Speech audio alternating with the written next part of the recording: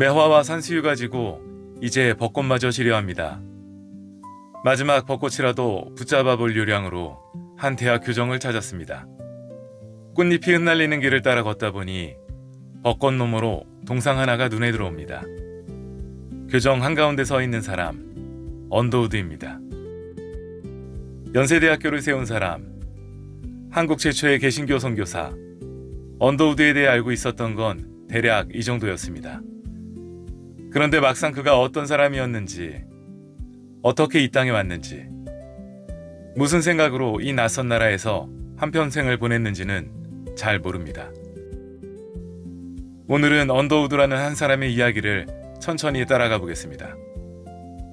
1885년 4월 5일 부활절 아침, 차가운 바닷바람이 몰아치던 제물포항에 26살의 청년 언더우드가 첫 발을 내딛었습니다. 원래 그는 인도 선교를 꿈꾸던 사람이었습니다. 그런데 어느 날 밤 마음 깊은 곳에서 물음 하나가 떠올랐습니다. 조선은 어떻게 할 것이냐. 그래서 그는 아무도 가려하지 않던 낯선 땅을 선택했습니다. 조선에서의 첫날 밤, 그를 괴롭힌 건 딱딱한 바닥의 한기만이 아니었습니다. 눈앞에 펼쳐진 조선의 현실, 갑신정변의 여파로 어수선한 정국, 그 모든 것이 거대한 벽처럼 느껴졌을 겁니다.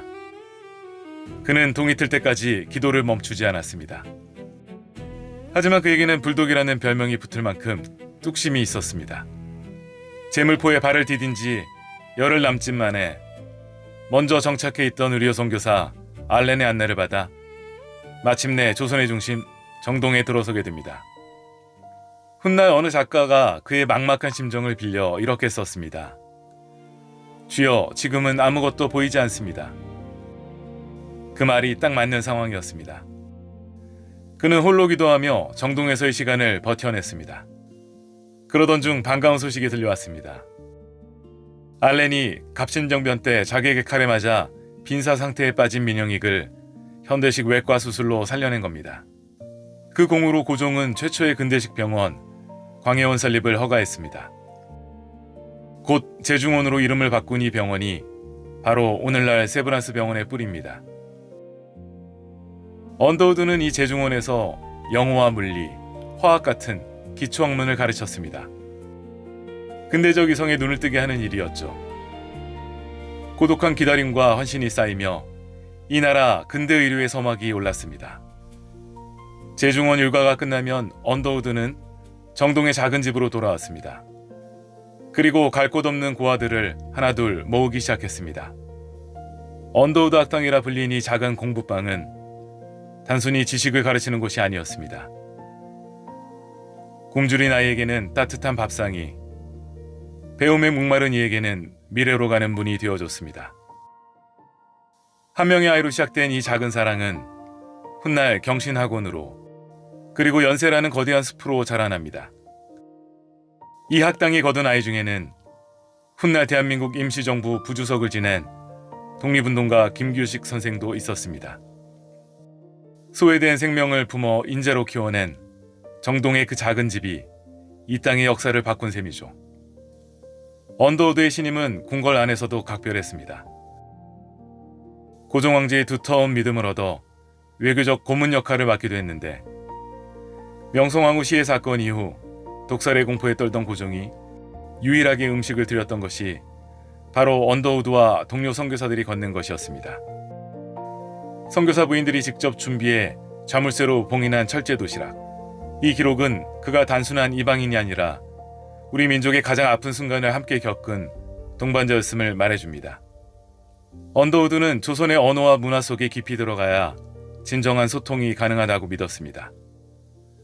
그래서 우리나라 최초의 영한 한영사전인 한영자전과 조선어 문법책을 편찬했고, 최초의 악보 있는 찬송가, 찬양가도 간행했습니다.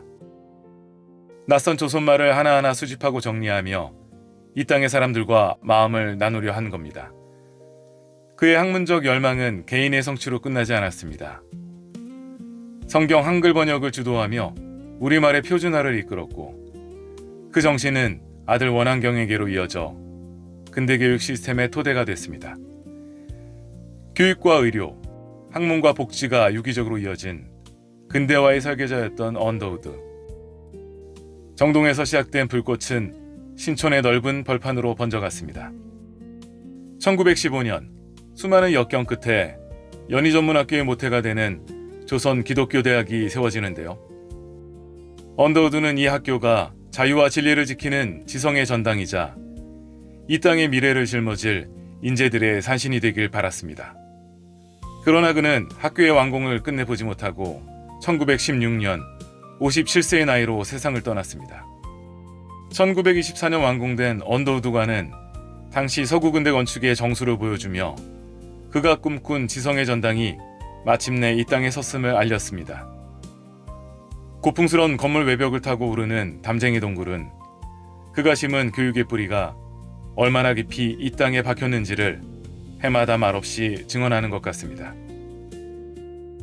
언더우드관에서 멀지 않은 곳에는 당시 학생 기숙사로 쓰이던 핀슨관이 있습니다. 윤동주 시인의 숨결이 서린 곳입니다. 뒤 언덕 한적한 오솔길을 따라가면 언더우드 기념관이 자리 잡고 있는데 그가 직접 쓰던 가구와 타자기, 가문의 유품들, 그리고 조선의 산천을 누비며 찍은 사진들이 고스란히 남아 있습니다. 언더우드의 교육은 단순한 지식 전달이 아니었습니다. 진리를 알지니 진리가 너희를 자유케 하리라. 그가 심어준 진리와 자유라는 가치는 억눌린 조선 청년들의 가슴에 민족의식을 깨우는 씨앗이 됐고 그의 제자들은 훗날 항일운동과 3.1운동의 현장에서 민족의 독립을 외치는 주역들로 성장했습니다. 비록 그는 병치료를 위해 돌아간 미국 뉴저지에서 눈을 감았지만 1999년 그의 유해는 그토록 사랑했던 이 땅 양화진으로 돌아왔습니다. 학교 곳곳에 새겨진 이름들과 양화진에 나란히 누운 언더우드 가문의 묘역은 이 대학의 뿌리가 한 이방인 가문의 100년에 걸친 사랑 위에 세워졌음을 조용히 기억해야 합니다. 이방인의 이름으로 찾아와 진정한 한국인으로 살다간 호러스 그랜트 언더우드. 우리가 오늘 당연하게 누리는 근대적 의료와 교육의 혜택 속에는 140여 년 전 한 청년의 헌신이 새겨져 있습니다. 타국에서 눈을 감았으나 결국 사랑하는 이 땅으로 돌아온 그의 영혼은 이제 양화진의 흙이 되어 여기 살아 숨쉬고 있습니다.